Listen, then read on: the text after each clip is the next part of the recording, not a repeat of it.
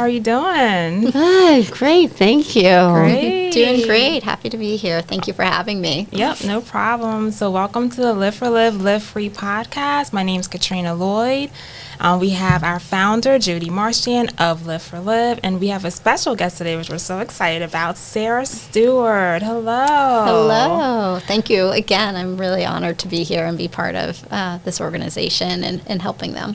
Thank you so much. And Sarah's a lawyer, so we're super excited to have a lawyer on here today. We've talked about lawyers before and how great they are, so we're just happy to have her lend her expertise today and share some guidance that she has from her knowledge. But today is the last day of Domestic Violence Awareness Month, so we're wearing purple in honor of Domestic Violence Awareness Month. Jody, you want to talk about something that Westford has done in support of Domestic Violence Awareness Month? Yes, it's so important. Of course, purple representing the Domestic Violence Awareness Month, and you'll see that Westford supports that. In the whole month of October, there's been purple lights on the common that you can see so clearly at night, obviously, and then they allowed several signs to be put around the common, stating that it is Westford, that it is Domestic Violence Awareness Month. The town of Westford has a group that was started after my tragedy, and there was one 2 weeks prior to mine, believe it or not. And so the Westford Coalition for Nonviolence was formed, and they were the ones that got this approval. So many thanks to them. And so they have their signs stating what month what October's about, but also then we put our yard signs out, stating what some statements about, what it means, and the signs and that sort of thing. So thank you, Town of Westford.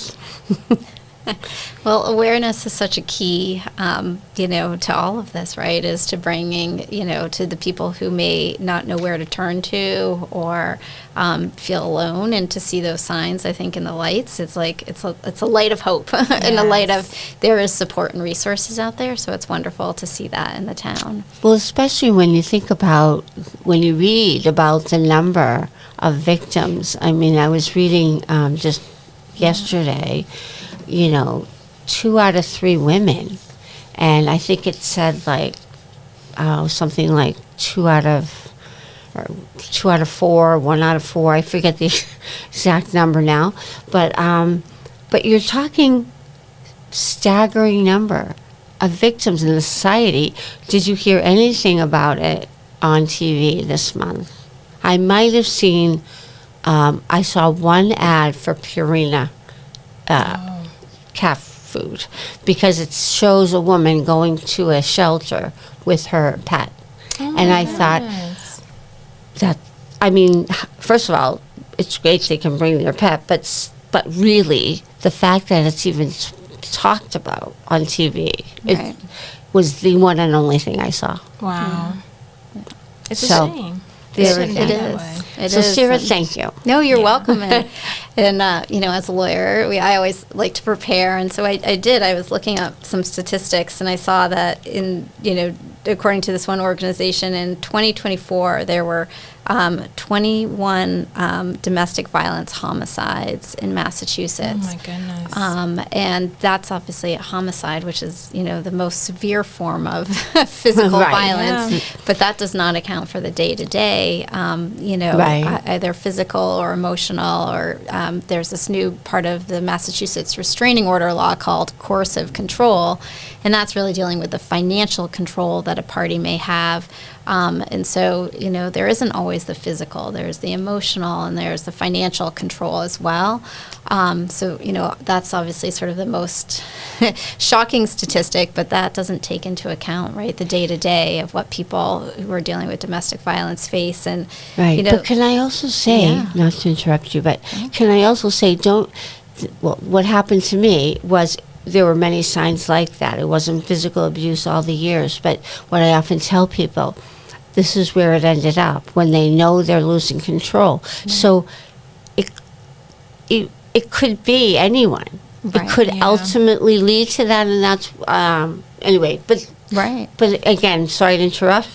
No, but I think that's an important point. Is that but I think sometimes people, and predominantly women, but men as well in some situations, you think like, oh, it's controlling, or it's they just like to make sure they know about where their money is going, or you start to sort of reason away, and it becomes almost this new normal of what your life is like, and until you sort of have an understanding that is really unhealthy behavior, that's the start. And as you said, that can lead to something so much more severe. So, just because it may feel like a little thing here or there does not mean that is just a little bit of control. It really is a significant, aspect of control that, and if there's a mental health or, a substance abuse issue combined with that, it's a really scary situation to be in. And, unfortunately, I know you know all too well, Jody, and had to live that. Yes, and as many others do, Yes. Unfortunately. Yeah. That's why we're here. Yes. Absolutely. Just knowing those signs, because some people may not realize that the financial aspect is a sign, like Oh. having that control over being able to live and get access to the Absolutely. resources that you need. I mean, food. I mean, that's a key item. Or having, you mentioned before, oh, I had to hide some of the Right. things I was Right. shopping, I had to hide it. Yes. mean- And here's the thing is many people don't know the next step. How do that's why I'm so happy that you're here. Right. Because if you're in a situation that you want to get away from, what do you do? Right. So thank you for joining us so we can talk about that. Yeah, no, you're very welcome. And since the coercive control aspect of the restraining order is relatively new, I thought that and again thinking of what you've shared of your experiences, Jody, was something to give some examples and to talk a little bit about that. But the behavior is including controlling a family member's finances, monitoring their activities, compelling them to abstain from or engaging in a specific behavior, threatening to publish sexually explicit images, or using repeated court actions found by a court not to be warranted by existing law or in good faith. All of those type of things, and again, controlling the finances, or what did you buy, or just doling out certain amounts, or just checking on every single thing, or even the grocery store. I mean, it doesn't have to be shopping at TJ Maxx. It could be the simplest thing of why did you buy that food, or it's expired, or any little thing. There's multiple situations where it can add up into that coercive control. And so this expansion of the statute, although from a legal end, is interesting because it is so much broader. So we, from the legal side of it, we're sort of waiting to see how that will all play out in the courts. Most of the cases that have come before the courts on a restraining order, even if it would be coercive control, they are also granted for other reasons as well. Oftentimes you don't just have the coercive control, but it's important to know if somebody is, emotionally controlling as well as financially. It doesn't need to be the the black eye, the physical. Mm-hmm. There is much more to domestic violence, and so I think that's important if you're going through that, is to reach out to find out, like, what is my situation? What, where can I, what can I do? Right. So true. And that is, how do you prove that? Right. Right. And that, I think that's a great comment. And, I always tell my clients, you don't want to make it your life's mission every day to write every single thing down and feel like you have to make, your whole life become so consuming. That being said, the more that you can kind of keep, even a bullet point list of, on this day, X, Y, Z happened. Or if there are any photographs or just any summaries, because it's always harder to go back and remember the details. Yeah. And partly because our brains, our bodies, I think, have this amazing way of like, you know, compartmentalizing. Thank you. It's Friday on Halloween day. I need some sugar. You know, different issues. And so, you know, we tend sometimes to take those ones that we can't hold on to or we don't want to, and we put them to the side. Wow. And so I do see a lot of times when, you know, my clients have come in with some, you know, trauma in their marriage or outside of a marriage if they're unmarried partners. And it's hard to remember all the details. And then little bits and pieces, all of a sudden they'll say, oh, da, da, and I'm like, oh my gosh, yes, more, tell me more. And they can do that, but it's harder to really remember because I think you push those, you know, those really difficult times to the side. Great point. Really good point. Yeah. So it's like having to document what happened and the date.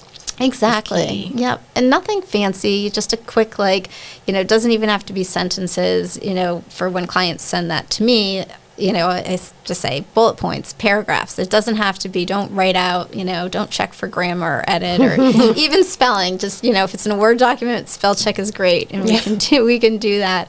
But it's helpful. You know, the piece that you have to be careful is to make sure you're doing it in a safe manner. And if somebody is controlling, looking at electronic devices or your email, or, you know, in those situations, you know, you have to obviously be careful with that, because you don't want to create a situation where you're trying to sort of get this information together to be able to provide it either to a lawyer or, you know, through the lawyer for a day, or court, you know, through the victim witness advocate, you know, in district court, or, you know, they can help in terms of the court process, but filling out an affidavit.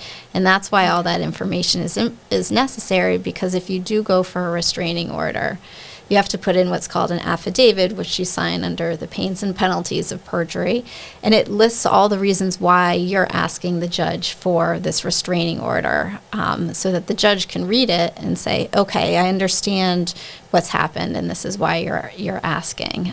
So it takes the pressure a little bit off. If that's where it's a planned restraining order. Obviously, there's times where it might be the middle of the night and you're going through an emergency, you know, judge and with the police assisting, or even during the day, you know, outside of business hours. And so at that time, you wouldn't have the, you know, the opportunity, right, to write this all down in a more sort of thought out, you know, process. But at least if you start doing that, it can provide some help down the road. So it seems like the restraining order is one of the first steps in the process that someone should do if they're leaving a bad situation or abusive situation, let's be specific here. Right. They should file for a restraining order, whether it's planned or an urgent emergency restraining order.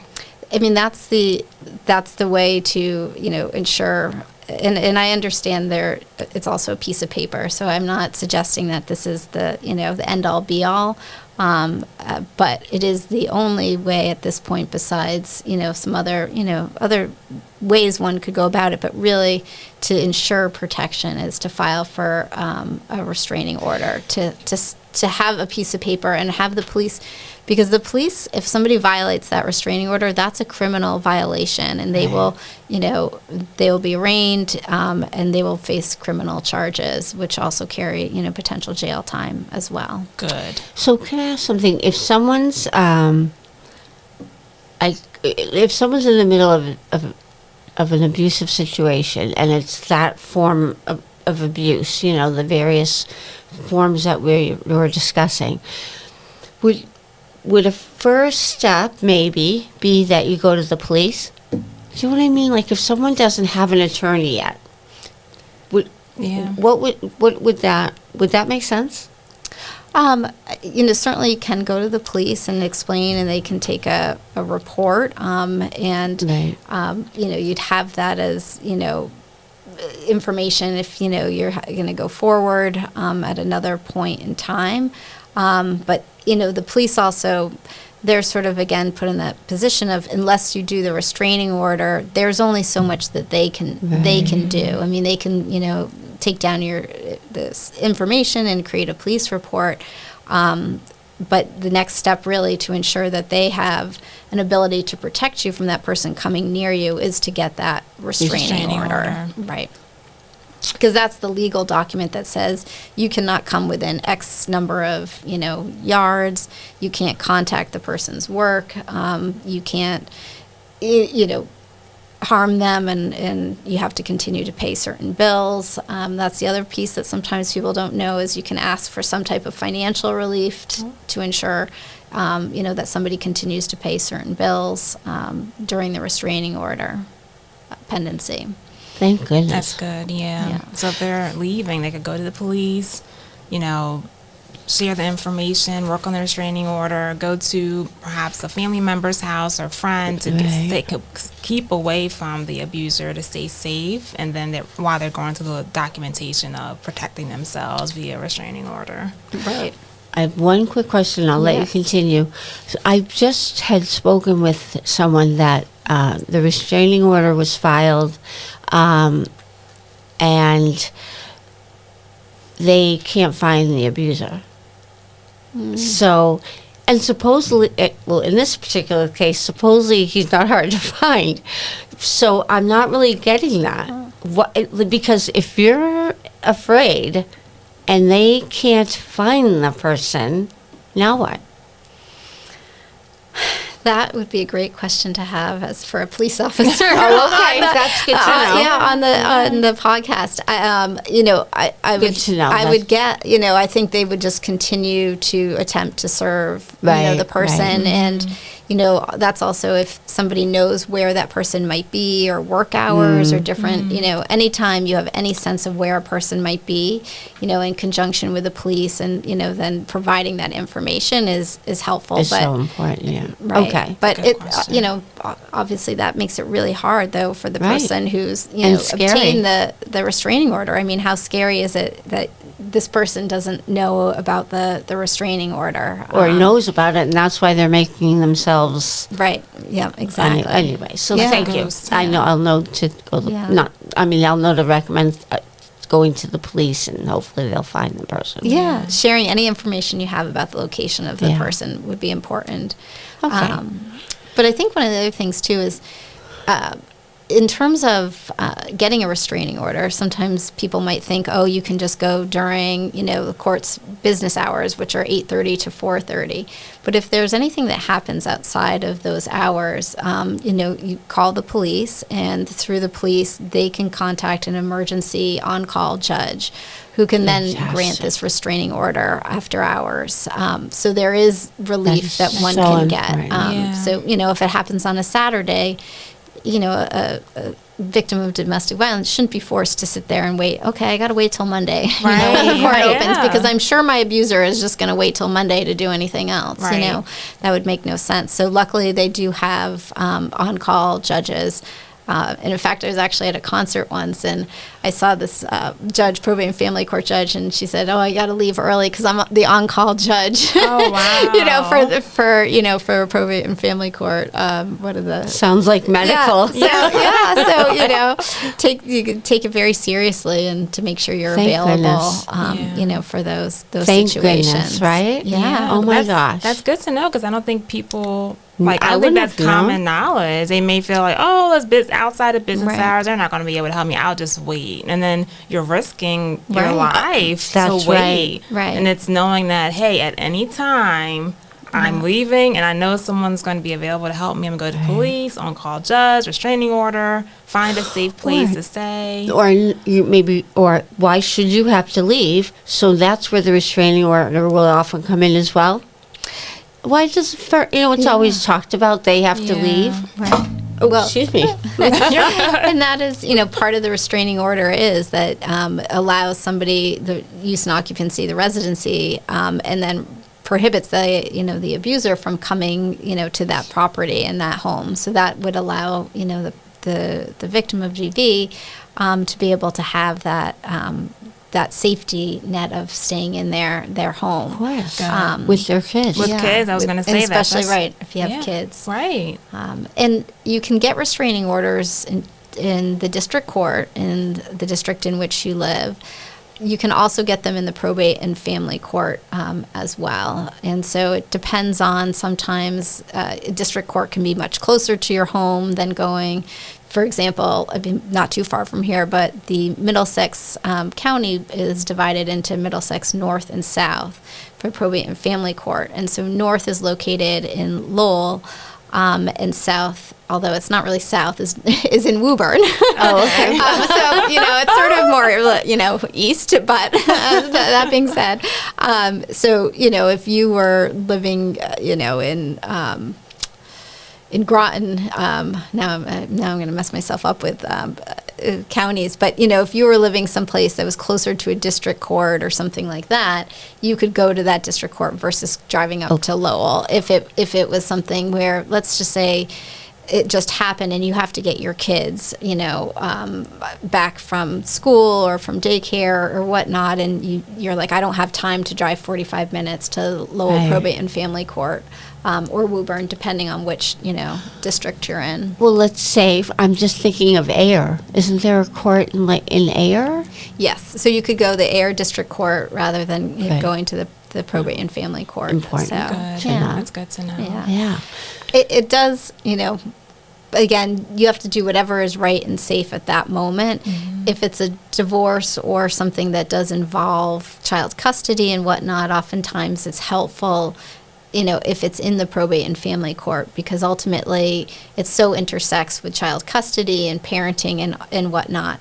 But it's important to know that probate and family court can still modify the restraining order, with respect to the custody and all of that. So it doesn't mean if you filed in district court that district court would ever handle, the custody. They basically essentially always say, we're putting this in now, go to probate and family court, because they're the ones who know how to deal with custody. So in other words, they'll give you the 10 days.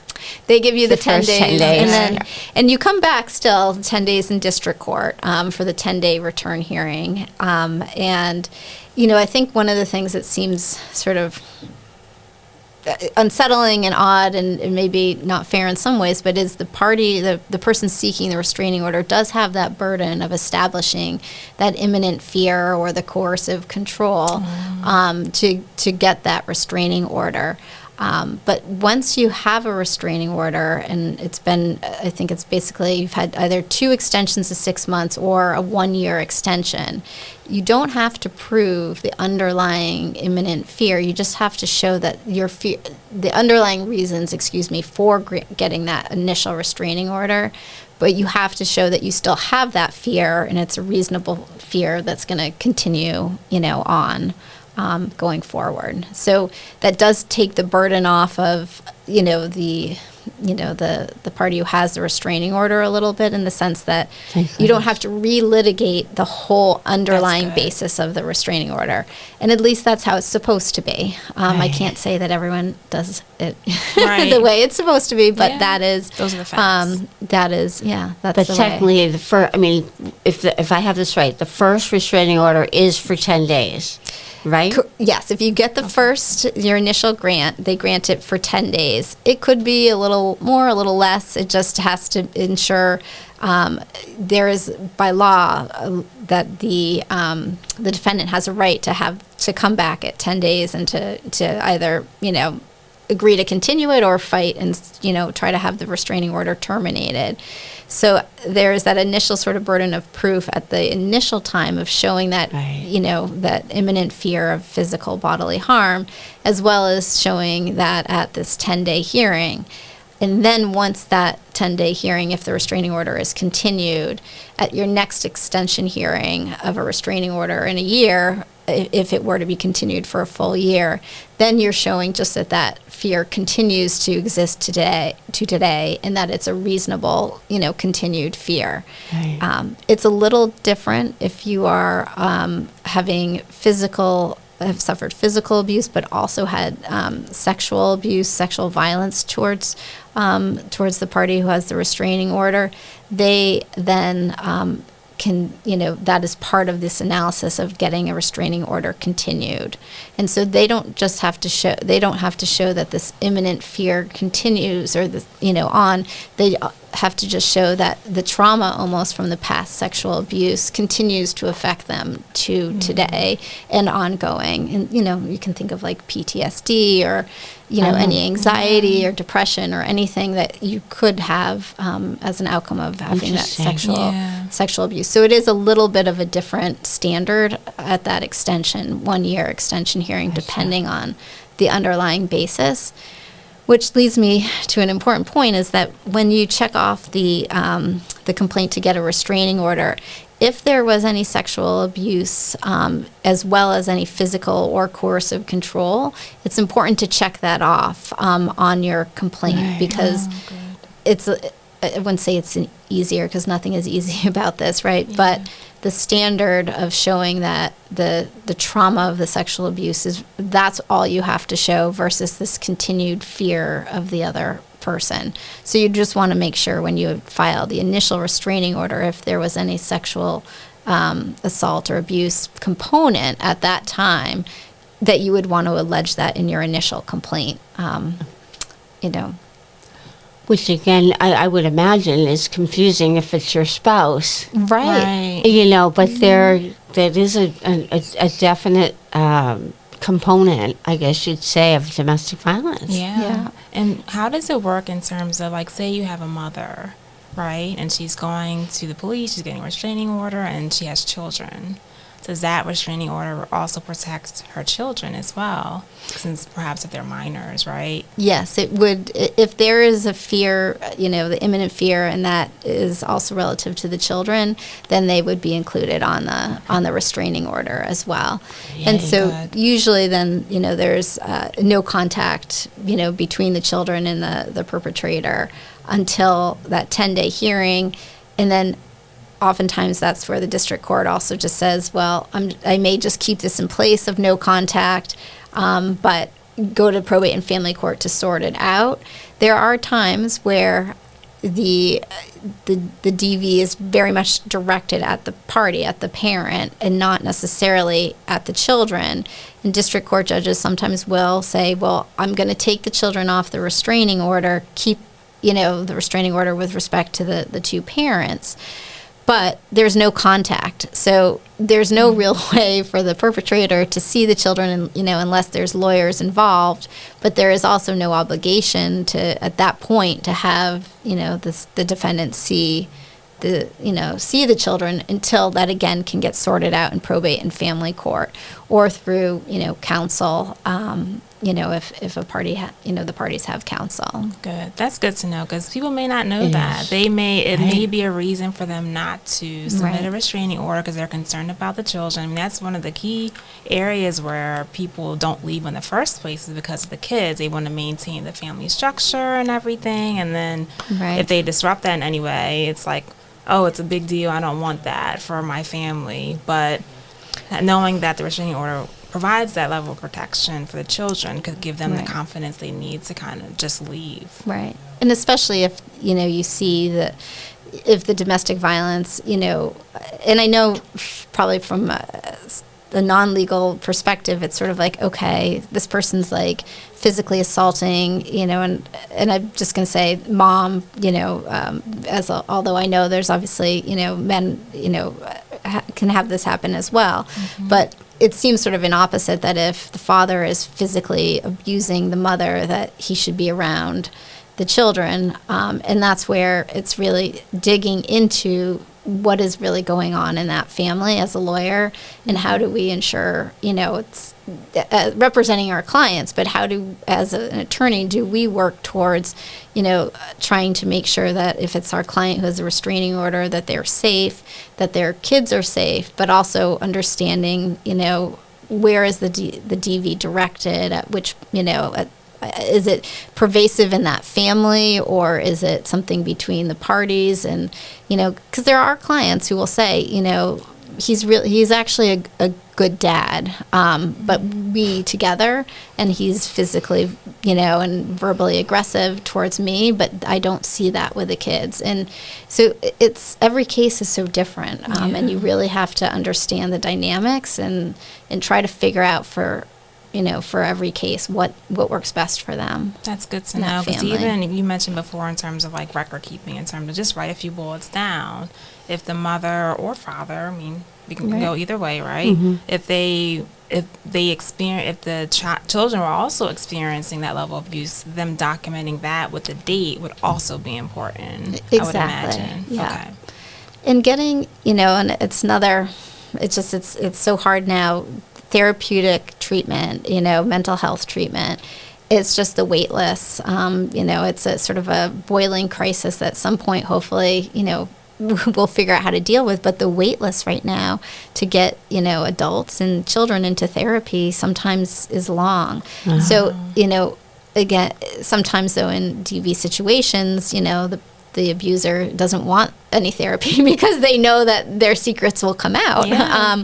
Or they don't think they're doing anything wrong. Right. Or they don't, but, that is another way to also, have the children have an outlet of somebody to talk with. And also, children, if they share any situation with a parent, therapists are mandated reporters and will report to DCF, and DCF would then do an investigation at that point. So, trying to have those support systems, is important. And what is DCF? Yes, great question. Department of Children and Families. Okay. It used to be DSS, Department of Social Services, I think way back, but now it's Department of Children and Families, DCF. And so they're the ones tasked with, ensuring that the safety of children, if there's any reports of physical, sexual assaults, violence to children, that, a school would report to DCF. For example, if a child came in and said a parent was hitting them or, withholding food or whatever, forcing them to take medication, any of those things. That's good. And I imagine like school districts and stuff are, trained on that, right? I mean, I didn't think about that avenue in terms of like if they see something, if the kid is coming to them like, hey, have a problem, they probably have something, I would imagine. I hope so. Right? Yeah. Well, they're mandated reporters, so I can't speak to what level of training, but they are trained to, as to if there's certain things that they report to DCF, and then DCF will have a process of looking into that and deciding whether just to screen it out, because there are also, in DV situations where somebody could make an allegation against somebody just to as almost that coercive control of saying, mom's, doing XYZ to the children, even though it's not happening, and then DCF does an investigation, and they decide to either support or unsupport those allegations, and then they go from there. But that's good to know. Yeah. So I have a question too. I think there's sometime or a lot of times that, I don't know, I hear this, that people think, just anyone can go to the police or go, saying they need a restraining order, and they have this feeling like women or men are going there and that they're lying just to get the person out of the house, and the numbers for that is so small, is from what I hear. Do you know what I mean? Yeah, no, it's very frustrating from a family law attorney, and I should maybe also explain family law, because people are like, do you help family as well? So what I really do as a family law attorney is I mainly represent parties in a divorce or post-divorce, like a modification of a separation divorce agreement, dealing with custody or support or financial issues, as well as contempts, and that's if somebody isn't paying what they're supposed to do or returning the children on time or following whatever the agreement says. If somebody doesn't do that, you can file a complaint for contempt with the probate and family court. Good to know. So that's as a family law attorney. So when I say as a family law attorney, and I represent both sides. I mean, I always will draw a line if I think somebody I'm representing is not, if they're not being truthful, I withdraw. I'm not going to be involved in that. But, you do see people who will walk in and say certain things to get a vacate or a restraining order. And it's very frustrating because it waters down the true reason why we have, we have a restraining order. So I will not participate in that as an attorney. If a client wants to get one and I'm like, it doesn't, I understand what you're saying, but it does not meet the standard.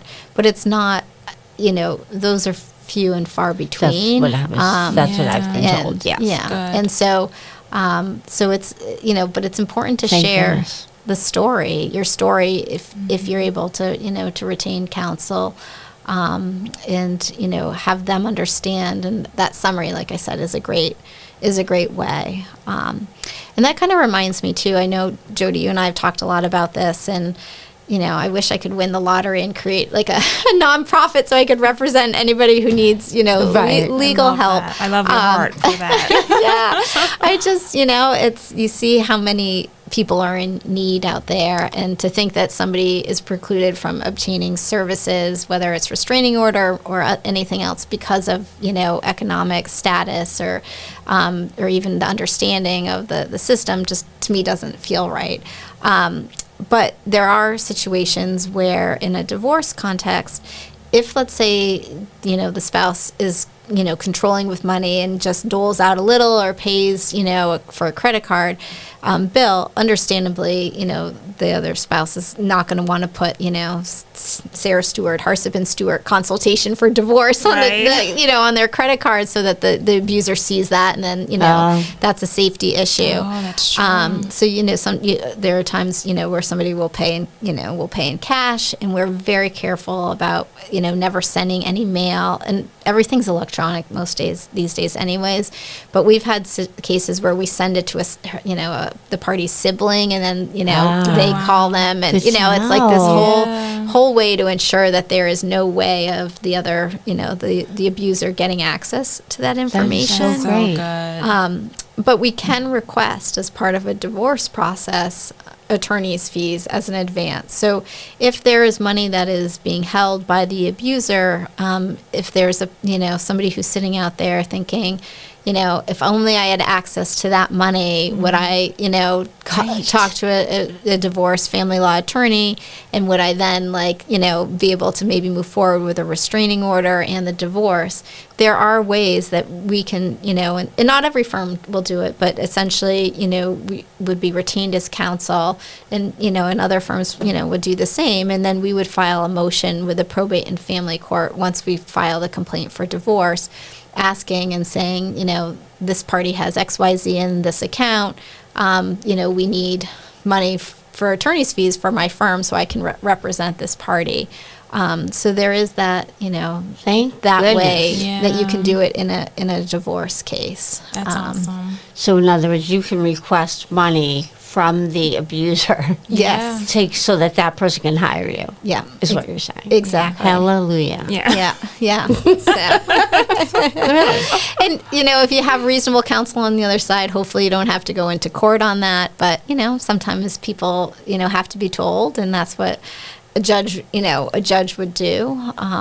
So Wow, that's an great. important tool Good to know. Yeah. Really good to know. Yeah. That's good information for people that are being abused in domestic very- violence situations. They don't have all this knowledge, or Right. there's all these mental roadblocks that are prohibiting them from moving forward, and restraining or police restraining order or lawyer, like all these things, and they're mulling over in their heads Right. like, I can't do this because of the financial or the children, or how I'm going to stay protected. Like, how do I survive? Where do I go? All of those things. Right. But having that information can give them So the great. confidence and Yeah. comfortability that, okay, I'm going to be okay. But my first step is to leave and go to the police. Like, that's like number one. And then restraining order, Yeah. both So at the same important to time. know about the first step, I guess. Yeah. we Yeah. call it. Right? Yeah, no, absolutely. And just also too, you don't have to always go to the police. Like, you could go Right. Okay. if there's because a lot of times people don't call the police because, They're right? afraid. They're Yeah. afraid, or so either hang up or say everything's fine, or the police come and then ultimately just everything is okay and people go back to their regular lives.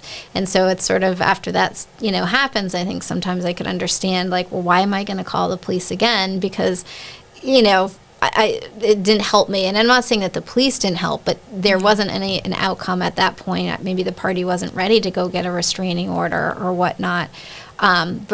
Or if you just don't call the police because, sometimes culturally or socially, that's just like there isn't that connection with the police, or and you're just afraid, and for whatever reason, you can go directly to the court during regular business hours to get a restraining order. So you don't have to make a police report in order to get a restraining order. You still have to show the same, in that affidavit that explains why you're seeking the restraining order, that imminent fear, and also the coercive control now as well. But so technically, you don't need an attorney yet. You don't to get it, right? But I mean, obviously, it's better to have someone that's helping you and advising you, or whatever. I mean, obviously, the attorney knows what to do next, but you can run, basically go in and get one. Yes, and I mean, I don't know, I couldn't say the statistics, but there is often times where a client will come to us after having already gotten their initial restraining order, and they say, I have a 10-day hearing coming up, because, your initial restraining order, also to make sure this is clear, it's called ex parte, so that means no notice to the abuser. So you can imagine that if you finally have that sort of like, okay, I'm going to do this, and you go in telling your story when you don't have your abuser standing next to you. Not that it's easy, but you can find maybe that strength to do that. But at the 10-day hearing, your abuser is there, or if they have an attorney and they're going to be questioning, and one of the things that's just, it always amazes me, just that, parties who have experienced, or, a client who's experienced DV, it's this this growth that you see where they come in and they're so sort of unsure of their story, of what they've experienced, because it's become their normal. And so, when you sort of say, that's not healthy, like that is not a healthy, typical relationship. It's sort of like, oh, really? Like, I used to think that, but then, and so it's like this growth over, of getting that restraining order, getting away from that abuser to regain that sense of self. But at the 10-day hearing, you're at the very beginning. Like, it's like you just got up sort of either, there was a really an emergency situation that, is how you got the restraining order, or you went in yourself. So I think the 10-day can be particularly overwhelming to, somebody who's seeking a restraining order. So that, that's why a lot of times, if somebody already got the restraining order, they'll come back to us, after that for the 10-day or any extension hearings as well. But either way, it's important. Right, Yeah. exactly. Yeah. If you can. Yeah. Yeah, and that's good that the abuser doesn't know about the restraining order at that time during the 10-day period, because that may make them feel a bit more comfortable. Like, I'm just thinking, like, what if the person was still in that household or something? You know what I mean? Like, I'm just thinking through, like... Well, they would know, because as soon as you get that ex parte restraining order at the initial hearing, that gets sent to the police station where in the town the person lives, and then they are going to serve that the defendant with a restraining order. Got it. And so, the restraining order is all... I don't think I've ever seen one, and I can't imagine ever seeing one that wouldn't have the defendant, being forced to, to leave the home, and maybe, as a stay away provision, but also then a number of yardage that they have to stay away from that person. Good.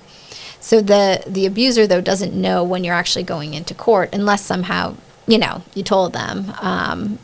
So they wouldn't know they would only know once you got the restraining order. God, even better. Yeah. Way better. Yeah. That's awesome. I mean, it seems like, in your experience, like, how many people have been impacted by, like, like financial, like the financial aspect is usually like huge. Like usually, I would imagine it's like a large amount of cases where you have that coercive control as it relates to financial instability, with the abuser like holding all the money and everything. Yeah, I don't know if I would say, at least just in my practice, and I'm, just a sliver, I wouldn't say that I see a tremendous amount of cases with the coercive control, but, you do see it in terms of, access to money. I do see it, but I wouldn't say it's a predominant number in my practice. Got it. Yeah. But it's usually, as I said, a lot of times accompanied by other pieces of, the emotional aspect, if not also the physical. Great. Yeah. Excellent. Great first step. So, and then what else do you have that is important to note also, were you thinking today?